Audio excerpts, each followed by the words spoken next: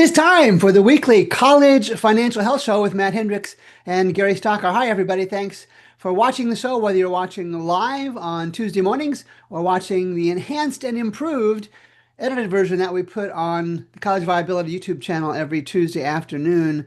And to date, this is the only show that looks at the financial health and viability of private colleges throughout the country. And Dr. Hendricks, we're approaching having reviewed about 160 private colleges so far. We started this in August of 2024. What are the two colleges, Matt, we're looking at today? Yeah, today we have Baldwin Wallace in Ohio and Elizabethtown College in Pennsylvania. It's Financial Compass, and this is a front end for a big database of all the audited financial statements for colleges and universities and scraped so that it can all be analyzed and harmonized. And it's also got 990 data in it. So check it out. If you haven't had a chance to check this out, this is going to save you a ton of time and get you up to speed really fast with what is normal and what your school looks like. You can do all sorts of custom benchmarking as well. But I'm going to pull up both of these, Baldwin Wallace, and get right into the number one thing to check. If you're new to this, you want to check net assets and unrestricted net assets in particular. Elizabethtown. All right, Elizabethtown College. All right, we got them. All right, so the blue college, the blue line is always going to be the top school, Baldwin Wallace, and the green will be Elizabethtown. I'm going to start with net assets, total net assets to begin with. And so there's a couple of things to look. So you can always check raw values per FTE, percent change, and per 1 million revenue. That's not really relevant in this case. But first thing I like to check is how big are these schools in terms of the value of the campus. Essentially, that's what net assets is telling you.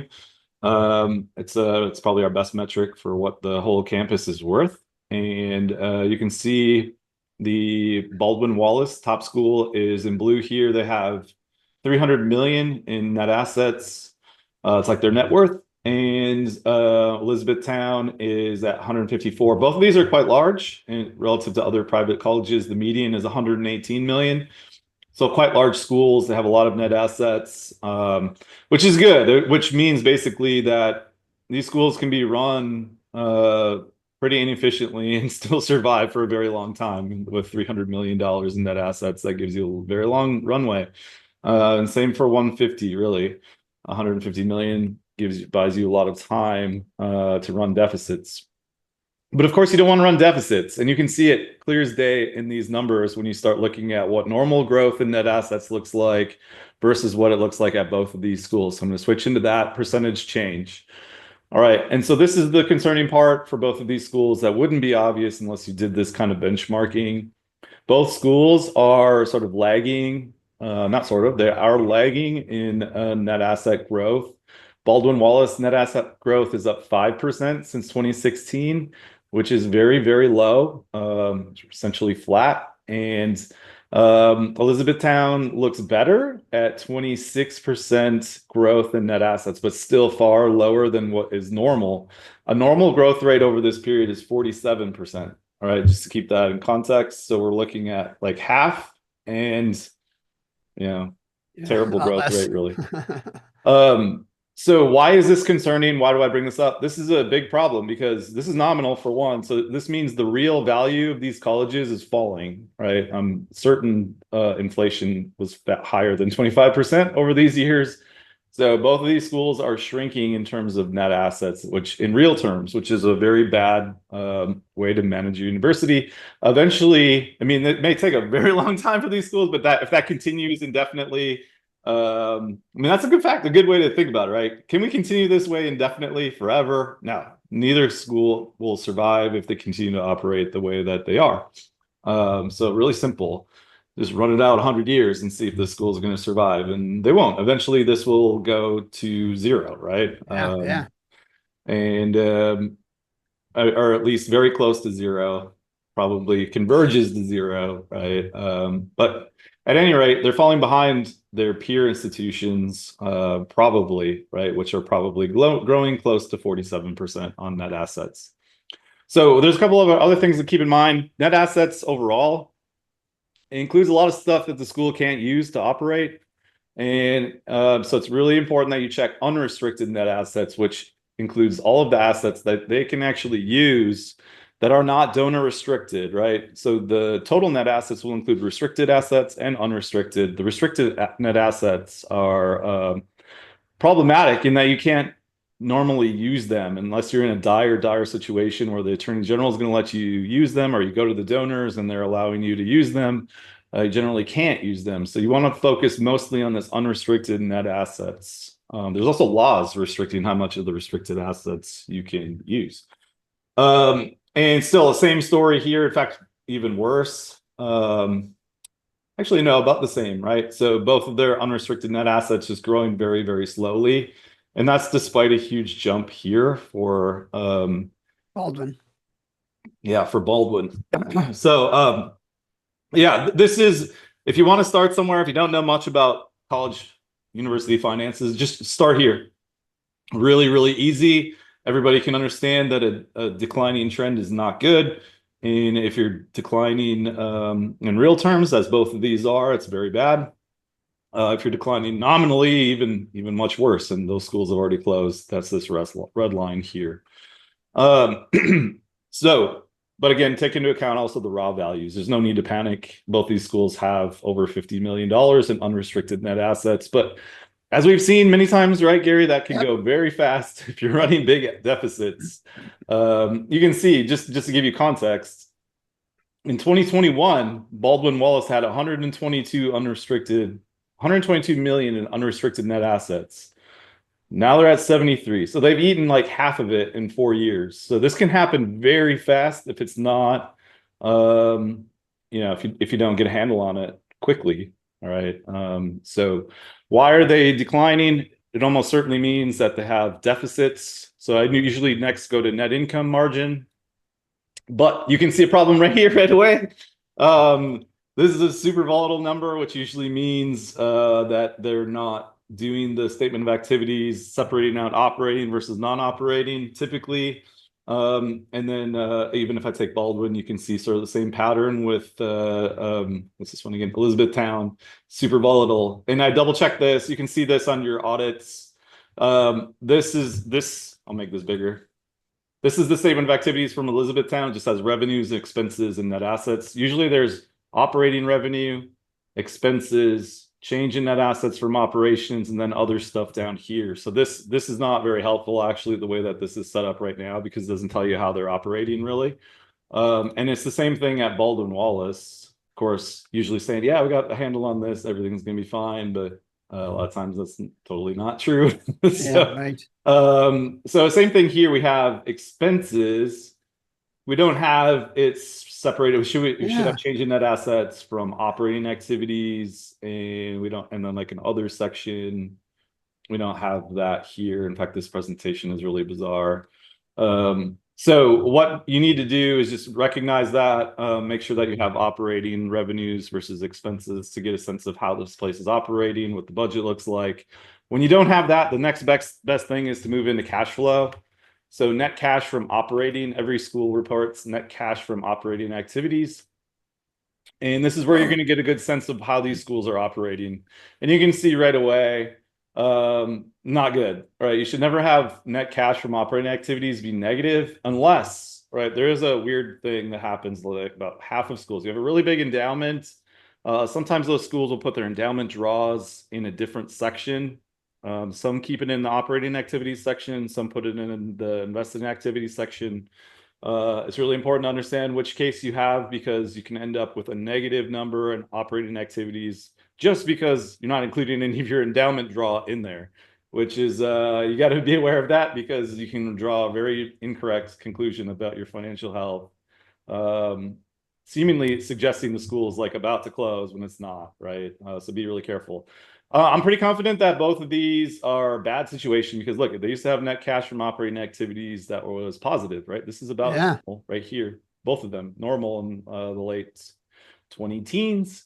But since then, complete disaster at Baldwin Wallace, and a disaster not nearly as bad, but a disaster at Elizabethtown. So what this means is these schools are losing money from their operations. So in order, generally, and I'd have to double check again that their endowment draws are not in here, but I'm pretty confident. Like I said, this used to be positive unless they switch their accounting methodology, which is totally possible. But assuming this says that they're negative net cash from operating activities, including the endowment draw in there, this means that in order to pay payroll and everything else in the budget, they're having to either borrow or sell assets or draw down their cash reserves to do it. None of those things are sustainable. So both of these schools not sustainable at the moment, but again, super long runways at both of them. But you can see, yeah, you can see how. Remember, I said they ate up like 70 million of Yeah, their net yeah. assets. So this must be right, man. They're eating up. They're eating up their net assets at a very fast clip here. Negative 24 million from operations, right? That's generally means you're going to have to borrow 24 million just to keep the place running, right? Or draw down your cash reserve. Anyway, look at it, you're going to draw down your net assets, probably about $24 million. And same thing, even more than that, actually, because this doesn't even include depreciation. So you can see how they ate up those net assets so fast at Baldwin Wallace. All right. So both of them in serious trouble though with this budgeting that's happening. And the thing about it, it's not like, oh, 1 year. This is how many years now at both of these schools since Yeah, 5 or 6. 2019. So you're looking at 1, 2, 3, 4, 5, 6. 6 years. That's plenty of time for a board to get a handle on this and say, hey, no, we're going to pass a balanced budget now, not this budget that's going to end up with this result, right? Same with that. And you're going to show us the operating revenue and operating expenses, right? I can't really because remember it's non-operating. Oh, I can show you okay. expenses, but remember the operating revenue includes like stock market returns, all sorts of other stuff. But let's take a look at expenses because that will be legit. Let's go Interesting. raw values. What am I looking at here? I got a negative value for operating expenses. Yeah, they did something wrong. Remember, this could be that's really bizarre. I've never seen that before. I'll have to double check what's happening there, but yeah, unfortunately, this page for Baldwin Wallace at least is not going to work. But here's the page for Elizabethtown, and you can see their expenses are growing about Yeah. normally, which is unfortunate because they're probably not doing so hot on revenue. And I can show you a little bit of that. Let's go net tuition revenue. Net tuition revenue. Okay, so both of these schools suffering on net tuition revenue, which is probably their biggest operating revenue, usually is. They're down both 12% since 2016, 12, 13%. Okay, so I think if I remember right from my prep, they have very different ways about going to get to this minus 12.5% of net tuition revenue. And you can see Elizabethtown. Goodness. This is their per student net tuition revenue. So you can think of this, the easiest way to think of this is it's a decent proxy for price. Okay. The price of the college used to be about $22,000 for tuition and fees per student. Now it's like 16. All right. And on top of that, you had a bunch of inflation. So this school has gone like halved in price about in real terms. At the same time, Baldwin Wallace, their price is pretty steady still. Yeah, up a little Still about bit. 16K, which is what they were. But in real terms, both prices are lower. So what I think we have here is we have one school's net tuition revenue falling primarily because the price is like halved almost. The other is flat, but they must have an enrollment issue. So let's take a look at students. All right. And yes, so blue, very interesting. So this school's up 21% on enrollment, but net tuition revenue is down 12%. They are Right. giving away the store, Dr. Hendricks. Yeah, the discount is just completely off the radar. So they discounted the place a ton. Yeah, they got more students, but in the end of the day, it's less revenue for the school. So it's more kids, less revenue, which is actually really bad both ways, right? You got more kids needing instruction and services and so on, and less money per student to do it, which is not ideal. The case with Baldwin Wallace is purely a loss in students. They're down almost 15% on enrollment. All right. So really, so we've seen this several times. Enrollment doesn't tell you everything that you need to know Yep. about revenues and how financial health. This is a school that's growing faster than most schools in the country, probably top 10%, but struggling mightily financially because they're not bringing in the revenue per student that they used to. Interesting. All right. So I guess I have some advice here. Obviously, if you're at Elizabethtown, go back and look at your formula, your aid formulas back in 2016, and try to bring back some of the institutional knowledge that was around back then and try to get that price back up to what it was back then, And or at Matt, least Matt, understand why this is happening. let me jump in here. Talk about how the strategic compass could help Elizabethtown. Yeah, Elizabethtown.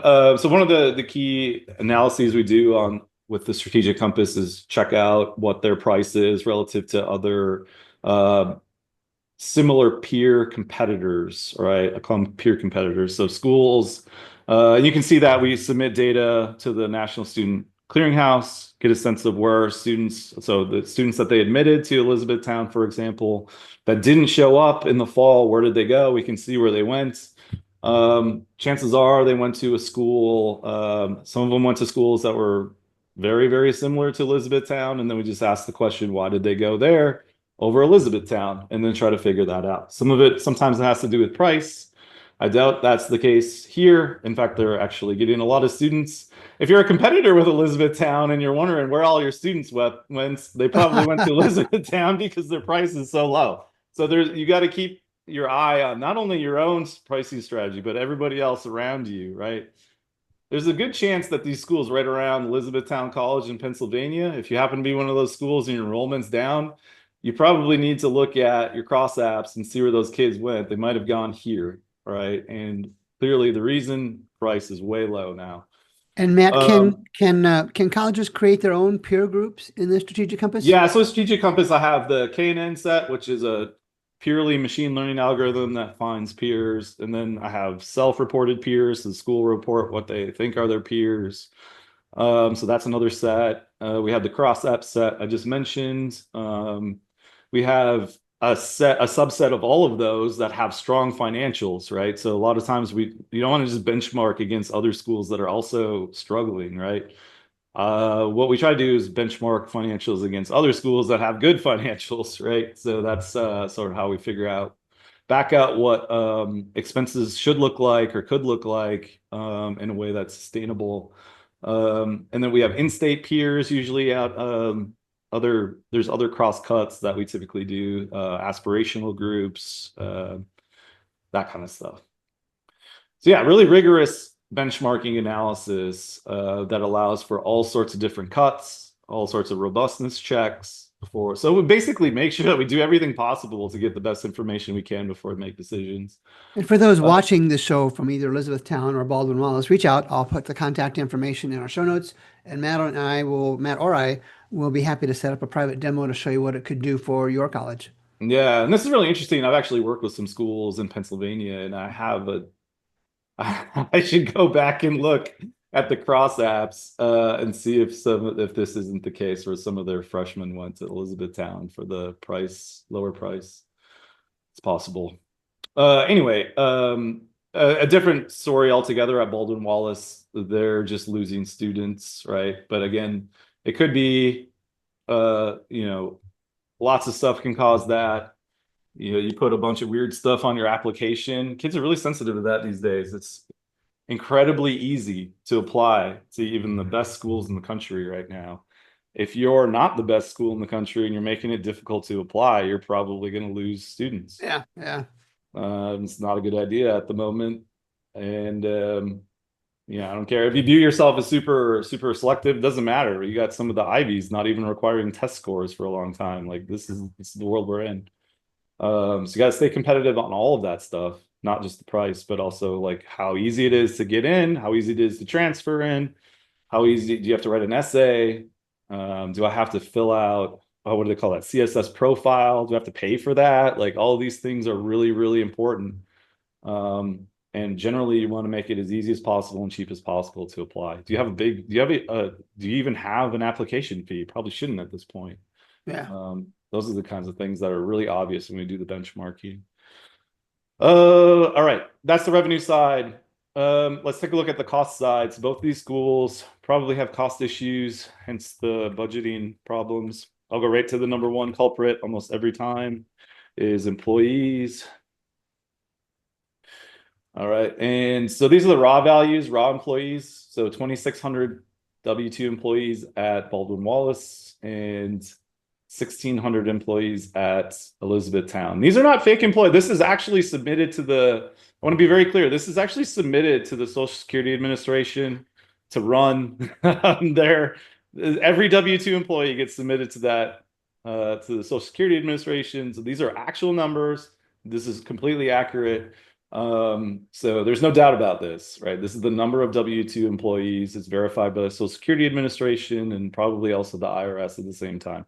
And even more importantly, Matt, all of the data that you and I use is submitted by the colleges themselves. The financial Yeah, and statements, then sometimes they 990. submit it like the iPads. So if you're going to choose the iPads or this is definitely more check. This is more accurate than iPads. Sometimes iPads can get off with the way that employees are being reported or coded, and we deal with that all the time. There's still information that can be gathered, and we can fix these things. And almost every client, we're fixing something with the data. But okay, so here's the thing. Let's take a look at per student first. All right, so no shock. Almost every school that's running deficits, this is the first thing you should check. How many employees do you have per student? All right, both of these are very high, right? This one is quite almost. So what does this mean in just real language? It means for every student you have 3/4 of an employee, right? Or for 10 students, you have 8 employees. All right, that ratio generally doesn't work very well unless you have a really big endowment, okay? This one's much better, closer to the median, but still higher than the median. All right, so both of these have a lot of staff per student. And actually, another thing to keep in mind, some of these staff might also be students. So that you got to keep this in mind that ends up being a big number if you pay every one of your students a little bit of a W-2 wage, right? So just because they're students and employees at the same time doesn't mean that we just like ignore that. Like this is real money going back out to the student. Like a discount almost, in some sense. But here's the thing, both of them are incredibly high at Baldwin. Baldwin Wallace, this is probably 99% of their issue, why they have these huge losses. Their staffing per 1 million in revenue is very, very high. Okay, so again, in plain language, they have 28 employees per 1 million in revenue. And that's not normal. 18 employees per 1 million in revenue is what's normal. All right. And both of them are high again. But again, this is the one that's got the big deficit. Baldwin Wallace, Elizabethtown has a deficit, not nearly as bad though. All right. So I can tell you right away, both of them need to do a staffing analysis. And we can do that on a strategic compass, get a really good sense of where these folks are by occupation, and then zoom in on which departments they're probably in, and then do a deep dive and figure out what's going on. Can there be, there's a lot of things that happen. I mentioned on many shows. You can have too many assistants. You can have a whole department that's devoted to marketing. You can have a whole in-house food service staff, which I think actually both of these probably do. And I'll get to that in a moment.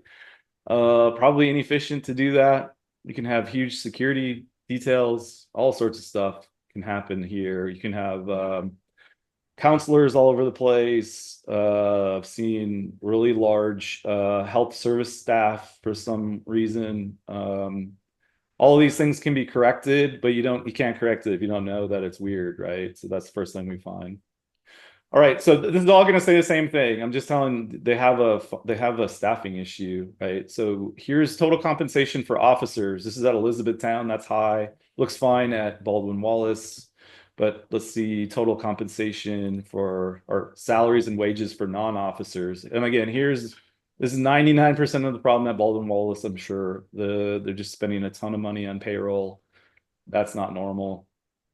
Looks fine actually at Elizabethtown. Both of them Again, have, we I we think, see that pattern week after week that yeah, every colleges, week. I yeah, mean, it's yeah, you just have a stunning deficit. how ineffective this industry is at managing labor costs. Yeah, and now I'm making it very easy, right? We're making it easier at least. It's still not super easy, but Right, right. you can see, like, if you're above the 75th percentile on like everything related to payroll, you got to do something, right? You don't just sit there and say, "Oh, it's a enrollment cliff" or whatever. You do a big part of your job is to make sure that the operation is sustainable and has the right number of employees and contractors and operates as efficiently as possible. And you can see just clear as day that there's a problem. Here, this is retirement contributions. Really high again at Baldwin Wallace, high also at Elizabethtown. At Elizabethtown, it was interesting. So they both have more than normal number of staff, right? So that could be driving this, but they also could also have an issue with the retirement plan itself, right? Just being too generous potentially. So that's something to look into. What are you giving like 6%? Are you giving 10%? There's a big difference between those numbers. But just right sizing the number of staff can actually bring this into line with what's normal. And then there are let's see, I was going to check other benefits. Yeah. And this is another huge one. Like they're both just Yeah, way out of the norm. These are other benefits. This is like health, health, life, dental, life. dental. This is completely off the radar. This is the 75th percentile right here, and they're nearly double that. Um, so I don't know what's going on with these benefits packages, but they're completely out of the norm. And they wouldn't maybe know that. It's not obvious unless you see this, right? So they need to go back and look at all of those, see what their health insurance plan looks like, and why does it look so bizarre for their revenue and for their number of students. Again, part of it is just have a lot of people, but that surely doesn't explain how being way up there like that. Payroll taxes, same thing. Again, they have a lot of people. They have a huge payroll at Baldwin Wallace. Again, way out of in left fields in terms of payroll taxes. And these are all accurate, right? Like the government's not going to tax you for staff that you don't have, right? These are real staff, real issues. Okay. So both of them need to do a serious deep dive on the staffing. And again, it's may not be faculty, could be faculty. It's usually a combination. You look at some kind of faculty buyout with a whole bunch of other reductions in force and shared services things that happen throughout campus. I think one of the issues that they have, just to tip you off, is neither of them have a food service contract, which probably accounts for a lot of that staffing. Yeah, yeah. So one easy thing to do for them that I recommend they do tomorrow or today is to just start getting bids from the food service vendors. There's a whole bunch of them. I can give you a whole list to call. Get bids from all of them, compare that to what the cost of your current food service is, and make a decision. All right. And it's probably going to be actually better quality for less at the end. There's a whole bunch of other stuff here. IT spending, I think, is one pain point for Baldwin Wallace. Again, it's top of the 75th percentile. There's a lot of stuff in here. Insurance, those look normal. Fundraising, and so on. I'm not going to go into all this, but another big pain point usually we see is contractors, but neither of these schools are spending Oh a ton yeah. on contractors. So it's all about staffing. Let's see, number of contractors. Interesting. Okay, so there is something here. Elizabethtown has a lot of contractors, so they should also, in addition to doing the staffing study, go through all the contractors, not just the ones over 100K, all of them. They have 31 contractors over $100,000, right? Go through all 31 of those, throw out the ones you don't need, renegotiate the others, right? Really simple stuff. And in fact, go through all the other ones that are under 100K as well. Another thing you can do that sort of helps out with that analysis is I can sort of scratch the surface as to what this exercise might look like. Start with Elizabethtown. I want to make sure that's the right. There you Yes. go. Okay, so these are their top five contracts over the last, or vendors over the last 8 years or so. And I don't see anything that really Yeah, is standing out here other than this landscaping contract looks high, but that was 2023 and it's now much better, right? That's great. So maybe they already fixed it, maybe they already identified that. The security contract is interesting. Um, yeah, but again, they have high staffing and they're outsourcing security, which is again why is staffing so high? Then it should be a trade-off, right?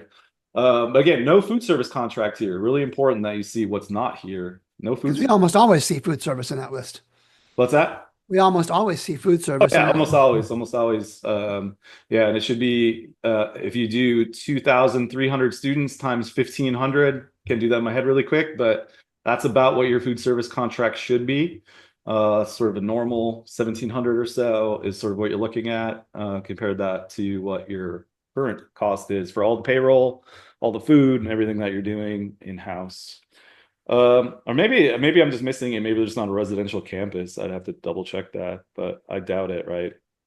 I mean, they have undergrads. Undergrads usually have food plans. Let's take a look at Baldwin Wallace. I think it was the same thing.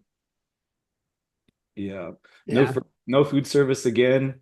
Should be a top five contract. Maintenance contracts looks fine. One thing that's interesting, we've got a ton of IT contracts. They're all really small, but what the heck is going on there? Why do we have all these contracts? And then also square that with the staff you have in the IT department. Um, if these are not like these might be additive. I don't know. Are they not reducing their own IT staff in using these contractors instead? Hard to say. But yeah, everything else looks good. Again, what's not here is probably the most important thing. No food service Yeah. contracts. And this one has no security contracts. There's a lot of no landscaping, got maintenance. Yeah, usually those are big savers for staff. But yeah, I'd have to do a deep dive and figure out what vendors are missing, what the cost of their current services are, get a sense. But both of them just really simple, high level. But if you get only this out of this presentation is to do a staffing survey study and also do a deep dive on the vendors and right size the expenses. And then of course, focus your attention on trying to bring back the net tuition revenue as soon as possible. So Matt, you have talked many times during the show that colleges can use this data because both Baldwin Wallace and Elizabethtown have some selling to do. They're clearly overstaffed based on comparisons to all other private colleges in the country. And you've said again many times, use this data to sell that you are overstaffed to your Yeah. board. Because Matt, again, it's the comparisons that matter, isn't it? It's not just the data inside your organization. Yeah, exactly. So I know this firsthand. In my own experience, I was a faculty member before I did this, and basically that was what happened at my school. The administration came in with a plan that wasn't really supported much at all by data. And then when I did do the data analysis, found that wow, the data is actually supporting a completely different set of policies than what they were pitching. So don't get caught there. Don't try to do a reduction in force without this data. It's just really Right, suicide. right. I mean, even if you're right, it's not going to matter, right? You have to sell this to the faculty, the staff, the board, the alumni. You cannot sell this unless you have data just like I'm showing here. In fact, much more granular data that we have from the strategic compass. And I tell all my clients, hey, you pitch this, show this to them and say, what would you do? Yeah. Yeah, What good we're point. looking at here, like we can continue to just suffer and have no retirement benefits, no salary raises, or we can right size our staff and everybody gets paid a market wage and the place is sustainable. Like, what do you want? Yeah. Yeah. Um, and it makes it very easy, right? You're not making any guessing. There's a little guessing, but not. So let's take a look then very briefly at both these colleges. This is from the College Viability app, IPEDS data submitted by both Baldwin Wallace and Elizabethtown College. And Matt, we see this regularly, but not every day, not every week, that both of these colleges, even though they're struggling financially, even though they have too many employees, are graduating students. And look at Mhm. Elizabethtown's numbers, exceptionally strong. in graduating students. And yet, Matt, almost every week, not every week, but almost every week, we have the story where colleges, at least graduating students, more than 50% in 4 years, still struggle financially. And Hmm. as you've heard me say, and others have heard me say as well, it's concerning because we also have colleges that we review on this show whose graduation rates over here are 30%, 40%, just pathetically low. And they also have financial problems. I can understand that. If you're not graduating students, you should be penalized financially. But we have two colleges graduating a decent number, in the case, Elizabethtown case, exceptionally strong numbers, and still, Matt, having financial troubles. And that, to me, sir, is an indication of challenges in the overall industry. And that's not a good thing. We look at admissions yield, and again, both are down a little bit. But the high teen, low 20 number, not bad by comparison. We could bring up all the colleges in Ohio and Pennsylvania, I think we are at today, and they would compare favorably in both these Hmm. colleges. So their admissions yield, students who are accepting their offers of admissions and coming, not great, but not bad. Let's take a look at how much of the farm they're giving away. And again, I will take a moment to explain this. So, institutional grants unfunded are what you and I, Matt, commonly call merit aid. We call it most scholarships. They're discounts. You used the term coupons a few minutes ago, and we can see that Baldwin Wallace went from 37 million, almost up 10 million, to 47 million. So, in the course of 8 years, they've gone up a million to million one per year in unfunded grants. Hmm. Elizabethtown, interestingly, went the other direction. Look at that. I never thought, I didn't see that when I looking beforehand. Their numbers were essentially the same in 2016. But Elizabethtown has said, hey, we can't continue to give away the store. And so their actual unfunded discounts went down. But Matt, what did we see with their tuition discount numbers? Yeah, I'm trying to reconcile this right now. They must have done a reset. Let me see, Elizabethtown tuition reset. I'm just Googling this really quick because remember their net price went down a lot. Right, down a lot. And they can quit giving Um, away the store. So that doesn't necessarily jive one with the other. yeah, they reduced their tuition by 32%. Okay, Okay. so usually when you do a tuition reset, you don't actually change the real underlying price. They did. All right. Which may have been a mistake that I don't know. This would be a really good conversation to have with them to understand because tuition reset, as far as I've always understood it, is you change the sticker price, but you don't change Yep. the net price, right? Yep. Yep. They did both. They changed the net price and the sticker price by a lot, right? So they really did reduce the price. It's not really a reset. They may have just done it too much. I don't know. They got Yeah. more students, right? But lower net tuition Yeah. rate. Yeah. And again, that's a reflection of the market. The colleges are having to discount. It's the average tuition discount is what, in excess of 55%. So a college, and we'll say 50% to make the numbers, a college with a retail list price of 30,000 is netting per student somewhere in the vicinity of 15,000. And if there's our parents and students, faculty, staff watching this, your 30,000 list price is not what your college is collecting. And that would take just a second to look at both of these colleges in the context of majors completed. And so we go into iPads and we capture 64 common majors across associate, master's, and bachelor's degree levels. You can see that here. And we look at just Elizabethtown, and then we'll look at Baldwin Wallace here in a second. We're looking at the number of total graduates in 2020, 21, 22, and 23. The 24 data will come out shortly, and we'll add that to the 26 version. And let's start on the bottom. And Elizabethtown has a small number of programs doing well, double-digit numbers per year. All right. And if you're looking for a number per year, the minimum, this is based on state governments in Texas and Indiana, 5 to 10. You should have about 5 to 10 graduates per year, uh, per major in these areas. So look at how low, how many of these are low numbers. What are they doing in philosophy? They've graduated 4 students in the last 4 years. What are they doing in math? Although their numbers jumped a little bit in the last year. They've graduated 7 students in 4 years. And the same logic applies to Baldwin Wallace. The only difference is they've got a much larger number. They've got a much larger number of high enrollment programs. So in some regards, Matt, they're doing a better job in managing the type of majors they get into Baldwin Wallace. But again, they still have philosophy commonly is a low enrollment major. Again, if you're looking at lowering the cost base, and I understand many of these programs provide revenue from required courses and those kind of things, but you got to think about doing away with some of these programs that are low enrollment volume. And let's just look at Pennsylvania. We'll go back out and take a quick look at, as he stalls. Oh, did AWS go down again? Yeah, you're right. And then finally, just a quick, Matt, if you don't mind, I'm going to take a second to show a new product. Yeah, You dude. and I have talked many times about how boards are some board members are financially challenged. So just about a week ago, 2 weeks ago now, I released a program called Navigating the Numbers, and it's a college trustee's guide to financial awareness. And it's an online course. It's available for really anybody, but it's dedicated and focused on college trustees. We help them navigate through 990s that you talked about in your app. We show them iPads briefly, big picture, and a kind of view dedicated for what board members, what trustees would want. We talk about iPad's data being so old and why that doesn't matter. And then we give some examples. And Matt, you know, a lot of this is from your stuff.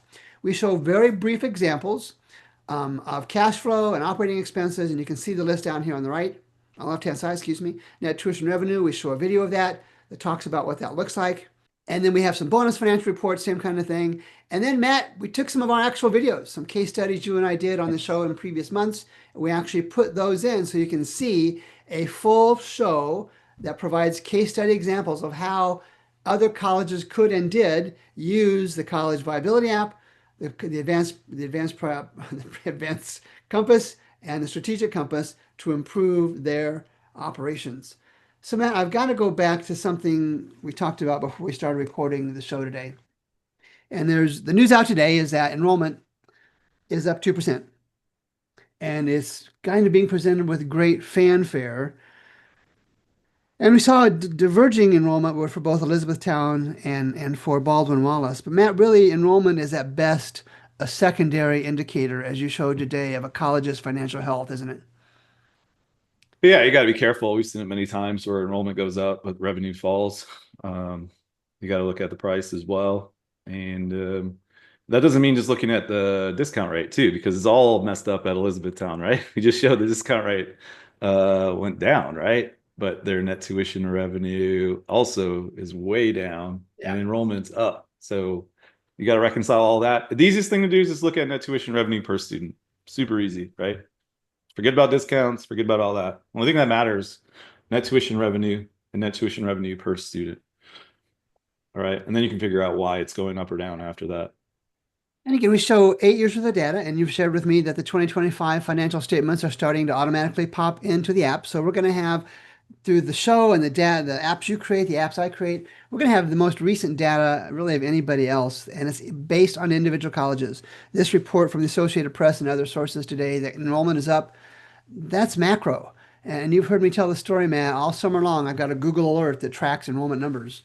And there were hundreds of colleges over the past many months who said their enrollment is up. Well, as you know, I watched Spin, and many of them spun that, but that's not the story. The story, Matt, is how many colleges, hundreds and hundreds and hundreds more, that did Yeah. not announce any kind of enrollment increase. So it's not the macro, it's not the 2% that matters. I don't question that number for a second. It's the colleges that didn't apply to. And as we saw in both of our colleges today, they struggle because of revenue associated with enrollment. And that's not going to change anytime soon, is it? No, it's going to get worse now. I think I did a study just a couple of years, like last year, I think, to figure out. I just looked at the K-12 populations coming through, and you can see the cliff. It's coming through the grades, and I think this is the last. I'm not shocked at all that enrollment's higher, right? This was a huge senior class that just graduated. Next year's class is tiny, I think, in comparison. So, Yeah. and they are small from now on. So, unless we allow a lot more immigration into the country, which doesn't look like it's going to happen, probably going to see an enrollment issue. The cliff is going to be here now. Yeah. I'm going to redo that study again just to make sure that I'm right on that. I think it's this next graduating class is small. So, Dr. Hendricks, can we get back together again next Tuesday and look at a couple Let's more do that. colleges? Mm-hmm. Well, let's do it. So, for Dr. Matt Hendricks, I'm Gary Stocker. Thanks as always for making time to watch the College Financial Health Show with Matt Hendricks and Gary Stocker. We'll be back next Tuesday with two more colleges. We'll talk to you then.